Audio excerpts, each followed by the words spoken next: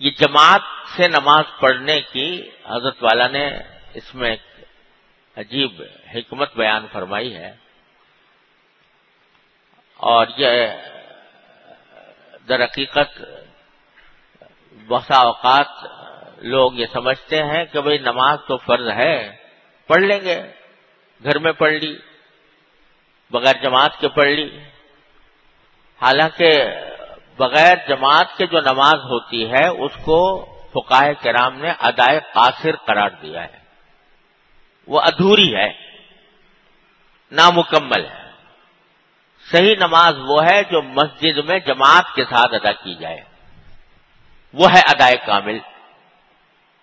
اور اس کی فضیلت بھی بڑی بیان فرمائی گئی ہے کہ اگر تنہا نماز پڑھے آدمی تو اس کے مقابلے میں جماعت کے ساتھ نماز پڑھنا 27 گنا زیادہ فضیلت رکھتا ہے. یہ تو حدیث میں صراحت آئی ہے. لیکن حضرت نے یہاں ایک عجیب عارفانہ بات فرمائی ہے، حکیمانہ، کہ اس کی جماعت کی جو مردوں کے لیے اہمیت رکھی گئی ہے وہ اس کا ایک پہلو یہ ہے کہ جب جماعت سے آدمی نماز پڑھتا ہے تو بہت سے پڑھنے والے ساتھ پڑھ رہے ہوتے ہیں تو ان میں ہر طرح کے لوگ ہوتے ہیں. نیک لوگ بھی ہوتے ہیں، اللہ والے ہوتے ہیں، متقی پرہیزگار ہوتے ہیں، اللہ تعالیٰ کے محبوب ہوتے ہیں. تو اگر ایک آدمی بھی کوئی ایسا ہے جماعت میں تو کچھ بعید نہیں کہ اللہ تبارک و تعالیٰ اس ایک آدمی کے طفیل میں سب کی نماز قبول فرما لے. جب اس کی قبول فرما لی تو اوروں کی بھی قبول فرما لے. تو کچھ نہ کچھ ایسا نہیں ہو سکتا کہ اتنی بڑی جماعت میں جو نماز پڑھ رہے ہیں تو کوئی بھی ایسا نہ ہو جو اللہ تبارک و تعالیٰ کے ہاں مقبول ہو. تو کسی ایک بندے کی نماز کی وجہ سے بعض اوقات باقی سے لوگوں کی بھی نمازیں اللہ تعالیٰ قبول فرما لیتے ہیں.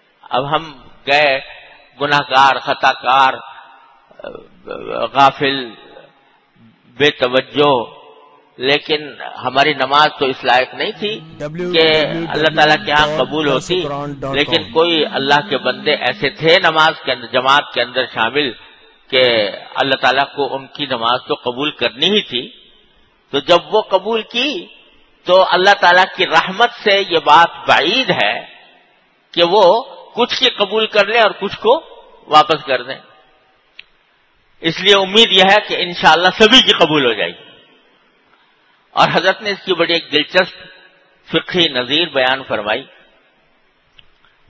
فقہ کا مسئلہ یہ ہے کہ اگر ایک آدمی کئی چیزیں اکٹھی خریدتا ہے، 4-5 چیزیں ملا کے اکٹھی خریدی اور اس میں وہ پوری کی پوری کا سودا ہو گیا. اب اگر فرض کرو کہ جبکہ ایک ہی سودے میں خریدی تھی، اس میں سے کوئی چیز عیبدار نکل آئی تو کیا ہوگا؟ شریعت کا حکم ایسے میں یہ ہے کہ یا تو ساری رکھ لو یا ساری واپس کرو. یہ نہیں ہو سکتا کہ جو عیبدار ہے وہ تو رکھ لو اور باقی کو واپس کرو، کیونکہ سودا ایک ہی ہے، ایک ہی سودے میں خریدی گئی ہے. فقہاء کی اصطلاح میں اس کو تفریق السبقہ کہتے ہیں کہ تفریق سبقہ لازم آ جائے گی. یعنی یہ کہ سودا جو ہوا تھا وہ اکٹھے کا ہوا تھا تو اکٹھا ہی رکھو یا اکٹھا ہی واپس کرو. لیکن اگر ہر چیز کا سودا الگ الگ ہوا ہو، یہ ایک چیز خریدی، یہ ایک چیز خریدی، یہ ایک چیز خریدی، تو پھر جو عیبدار ہے اس کو تو واپس کر سکتے ہو، باقی رکھ سکتے ہو. تو فرمایا کہ اسی طرح اگر جماعت کے ساتھ نماز پڑھ رہے ہو تو یہ اللہ تعالیٰ کے ساتھ اکٹھا سودا ہو رہا ہے. تو اللہ تبارک و تعالیٰ نے جب ہمیں عام اپنے خرید و فروخت میں یہ حکم دیا ہے کہ اکٹھا سودا ہو تو یہ اکٹھا رکھو، یہ اکٹھا واپس کرو، تو یہاں پر بھی اللہ تبارک و تعالیٰ اگر قبول فرمائیں گے کچھ کی تو پھر اکٹھی سبھی کی قبول فرما لیں گے انشاءاللہ. تو اس واسطے اس کی جو فائدہ ہے. اور اگر الگ الگ پڑھ رہا ہو گھر میں تو اگر کھوٹی نماز ہے تو ہو سکتا ہے اللہ تعالیٰ وہ قبول نہ فرمائے. تو اس واسطے جماعت کے ساتھ نماز پڑھنے میں یہ بڑی عظیم فضیلت ہے اور عظیم حکمت ہے کہ اللہ تبارک و تعالیٰ بعض اوقات دوسروں کی وجہ سے ہماری بھی ناقص عبادت کو اپنے فضل و کرم سے قبول فرما دے.